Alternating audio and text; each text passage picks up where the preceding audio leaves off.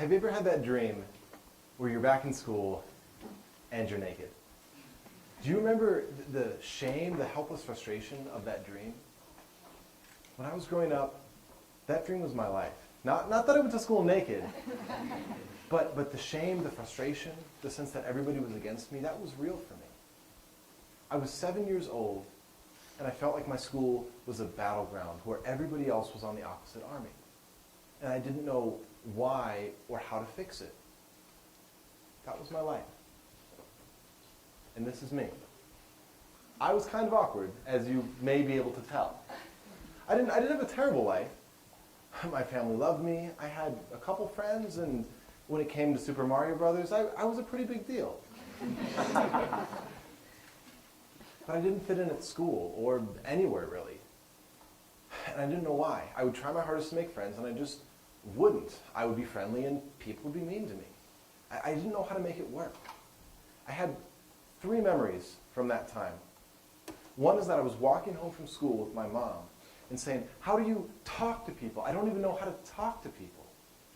Another is that I sat down at a lunch table, and every other kid at that table stood up and walked away. Me being me, I decided to exploit my newfound power, so I followed them from table to table, forcing them to move around the lunchroom before I gave up and ate alone. My third memory is coming home from school sobbing, running into my dad's arms and saying, I'm bad, I'm bad, I'm bad. So growing up was tough, elementary school especially. Middle school was a little bit easier, but I still had a lot of trouble fitting in. I'm the one in the tie-dye. So it wasn't until high school when things really started to turn around for me. You see, my parents are great parents. They're in the audience, and so if you see them, give them a high five. But all parents want to think that their kids are normal, but by this point my parents had realized that I was marching to a different drummer or maybe an entirely different orchestra. And so they took me to a psychologist right before I started high school, and I was diagnosed with Asperger syndrome. If you haven't heard of it, Asperger syndrome is a neurological condition on the autistic spectrum, and basically what it does is it made it so I was unable to learn social skills naturally. You can think of it this way. If you take a baby, and that baby is born in Japan, that baby is going to learn Japanese, just growing up naturally listening to the world around it. Whereas if you take an adult who's never spoken Japanese, and you drop them in the middle of Tokyo, that adult's going to have a much harder time. In the same way, for somebody without Asperger's, people learn social skills naturally, just by observing the world around them. Whereas for somebody with Asperger's, it's like being the adult in a foreign country where you don't speak the language. It's much, much harder to learn. So when I was diagnosed, it was this huge epiphany because remember, I didn't know why I was struggling. But now I understood, oh, it's because I don't have social skills. I remember my psychologist gave me a list of the social skills that people with Asperger struggle with, and I was like, oh, all right, let's get to work. And so I started studying social skills. I started reading books on body language, conversation, etiquette, you name it. I started watching movies with my parents where I would pause the movie like 10 times to be like, hey, what just happened in that conversation? Hey, I don't understand why this character did that. Hey, explain these social cues to me. And I started to get better. And it started to make sense. I started being able to figure out the systems that govern the way that people interact. And I started being able to create metaphors and ideas to help me know how to respond. Like, let's talk about body language. Body language is fun. You guys should go to the bookstore, pick up a book on body language. It'll tell you all the different things that your body can do. My favorite is that feet signal intent. So if somebody's talking to you and their feet are pointing right at you, it means that they're very focused in on talking with you. Whereas if they're talking to you and their feet are pointed towards the door, they want to go. And so you should probably let them end the conversation. But body language is also difficult because there's so many different signals that mean so many different things. Like if you rub your nose, it means that you're uncertain. Whereas if you rub the back of your neck, it means that you're anxious. Similar actions, similar meanings, but a little bit different. And so I'd be looking at somebody, trying to figure out what all of their body language is saying, and by the time I'd figured it out, the conversation moved on, and I'd completely forgotten what I was supposed to be talking about. But this is kind of what it's like to try to figure out, okay, I mean, look at this list. What are these people feeling? It's really hard to see in just a moment. So what I did is I decided, okay, let me condense this. And so I took all the body language signals and I grouped them as just comfort and discomfort. So I decided, all right, I don't need to remember if rubbing your nose means uncertainty or anxiety or indigestion or whatever.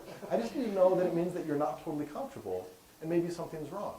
And then I can take that and I can try to figure out what's wrong so I can fix it. So if I'm talking to you and I notice that you start giving off body language signals of discomfort, I can say, all right, let me look at the conversation, let me look at the environment, let me see if there's something that I can fix here.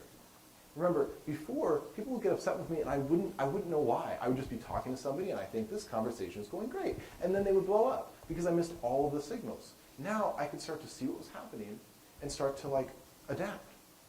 But I still have to learn how to have conversation.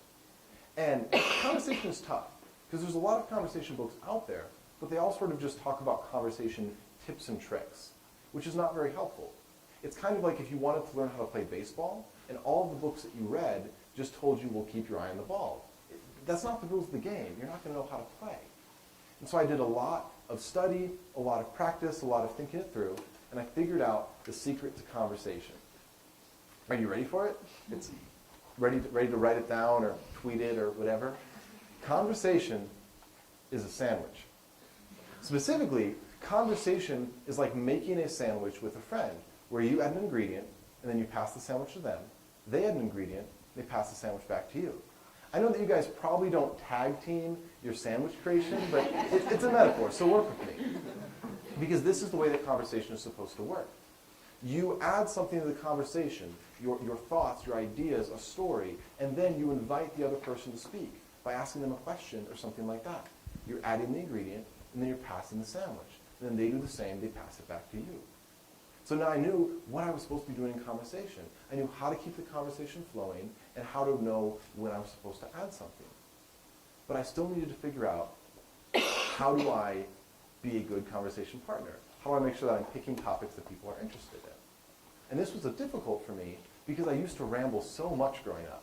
Like somebody would ask me, well, what did you do today? And I would tell them. All of it. This was rarely the actual answer that they were looking for. So I had to figure out, okay, how do I tone it back? How do I avoid rambling? How do I only tell them what they're interested in hearing? And so what I decided was I developed this technique that I called the creaky door. And it works like this. Let's say you're getting home late and the door, your front door is old and creaky. You're not going to want to open that door all at once because it's going to annoy everybody in the house. So you open it a little bit at a time, then you open a little bit more, and then you keep going until eventually you've got the door all the way open and you can enter. In the same way, if somebody asked me a question, I would share part of the answer and then give them an opportunity to ask for more. So if, for instance, somebody asked me, what did you do this weekend? I could say, oh, well, I went to the pool. And then I would stop. If they were curious, they could ask me and I would tell them more. And if they weren't, then they wouldn't ask and we would change the topic and no harm done. So I figured out all these different systems for how to interact with people. I had to sort of put it into my own language. And I could keep going. I could keep telling you all the different things that I figured out, but as we discussed, I have a tendency to ramble, so I'm going to cut myself off right there. But the point is this. I started getting better at social skills. I started not being perfect, but being good enough. I started having conversations where I understood the nonverbal signals that were coming my way. I started being able to make friends and be a part of a friend group. And guys, I want you to get how incredible this was for me. Like, social interaction was something that I struggled with for my entire life. But now I had learned that it was not a permanent disability, but it was something that I could overcome. Like, that was huge. But even more than that was learning just the joy of friendship. Like, for somebody that was on the outskirts his entire life, to be a part of a friend group, to be somebody that people wanted to hang out with, like, that was so incredible. I think that I realized just how much things had turned around when I got a phone call from my friend Mark. And he said, Daniel, let's get the group together to hang out this week. And I said, okay, sounds like a good idea. And then there was sort of like this long pause. And he said, so you're going to organize it, right? I had somehow moved from social outcast to party planner. And guys, to be somebody with Asperger's that learns social skills, I mean, you could think about that like a kid that has terrible eyesight getting glasses for the first time. But to experience the joy of friendship after a lifetime on the outskirts, that's like giving the kid glasses and then taking him to the Louvre. And so, Spider-Man's Uncle Ben says that with great power comes great responsibility. It's a TEDx University event, so we're going to have some highbrow citations here. So with great power comes great responsibility. And so if I had the power to open the door to this new world of friendship and acceptance, didn't I also have the responsibility to do that for others? So what I did was simple. I started looking for the kids that used to be like me. I started looking for the kids that were weird, that were different, that just didn't quite fit in. And then I made friends with them. And what I found is that those kids were the most incredible friends I had. And I think it was their time on the outskirts that made them so incredible. Like, our culture has this weird thing where it thinks that pain isn't normal, where it thinks that the default state of humanity is just to be happy all the time. And so when you have this pressure to fit in, you also have this pressure to bury your pain and put on a happy face. But when you know that you're not going to fit in no matter what you do, when you know that you're an outcast, even if you acknowledge that life is hard sometimes, it gives you the freedom to acknowledge your pain and then to acknowledge the pain in others. And so it builds compassion. Or you can think of it another way. Thoreau went into the wilderness away from society because he wanted to live deliberately. But when society forces you into the wilderness, it also forces you to live deliberately. You can make choices not based on what's in stock, not based on what's in style or what your friends think, but just based on who you want to be and what you want to do. And so as I reached out to these people, I found that they were incredible friends. I found that the people that I reached out to because I thought that they needed me, they were the people that I needed because they were the most able to support me. I'll tell you a story. My freshman year of college, there was a girl that was going through a really hard time, one of my friends, and so I really poured myself into trying to support her. And then one day, I get a phone call from home, and it's bad news. It's really bad news. I kind of hold it together long enough to get off the phone, and then I just lose it. Like, we're talking tears, we're talking, it was massive. And I'm crying, and then I feel an arm around me. And I look up, and it's my friend that I've been supporting. She held me, and she comforted me, and she was exactly the person that I needed in that moment.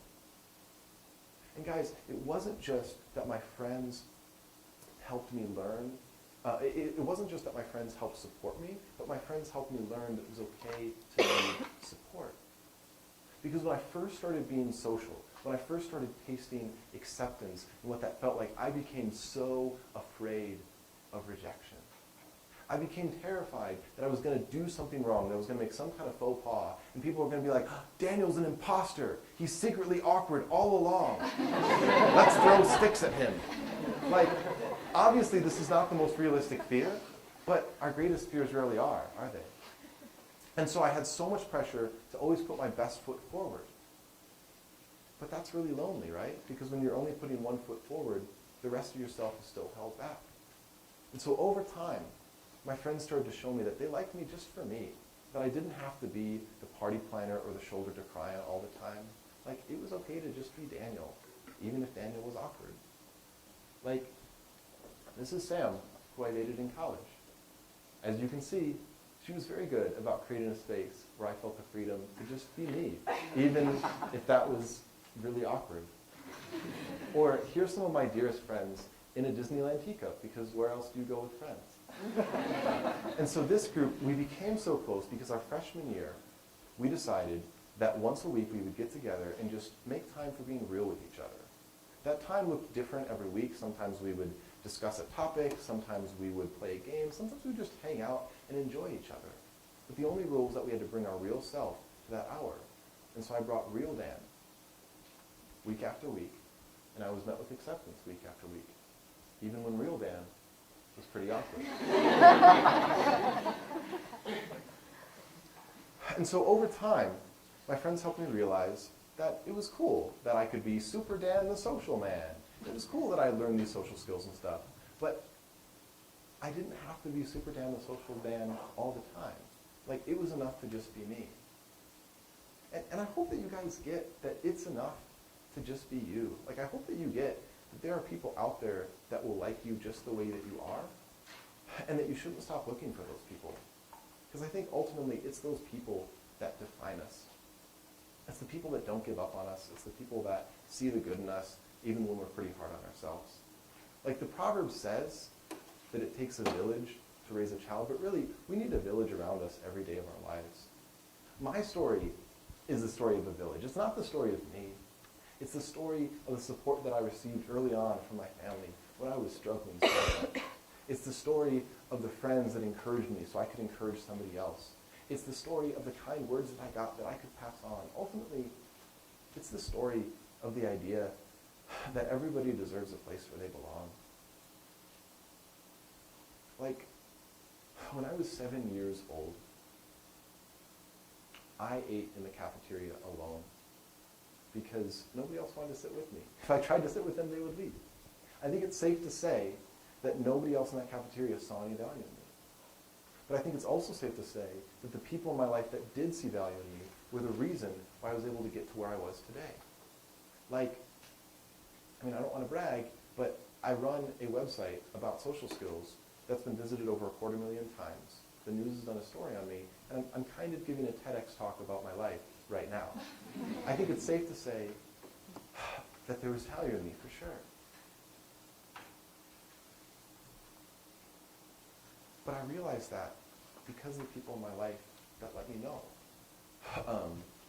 And I realized that I couldn't have done it alone. And guys, the point of my talk is really simple, and it's this. Nobody deserves to be alone, and nobody can really make it alone. So if you are alone, reach out to people. Let people know. And if you see somebody else that's alone, be their friend. When I was 7 years old, sitting alone in that cafeteria, I was desperate for somebody to come up to me. I was desperate for somebody to sit down at my table and let me know that I was worth being friends with. If you had been in that cafeteria with me, if you had seen the kid eating lunch by himself every day, would you have been the one to sit down next to me? And if your answer is yes, then could you be the one that would sit down next to somebody today that's in just as much a need of a friend as I was then? Like, could you be the one that would see somebody that everybody else has rejected and say, I can accept that person? Would you be the one that sees somebody that might be awkward or weird or different and be able to say, you know what, they might make a really cool friend? And then could you be friends with them?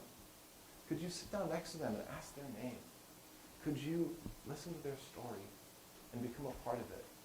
I promise you that if you do, you just might find that they become an incredible part of yours.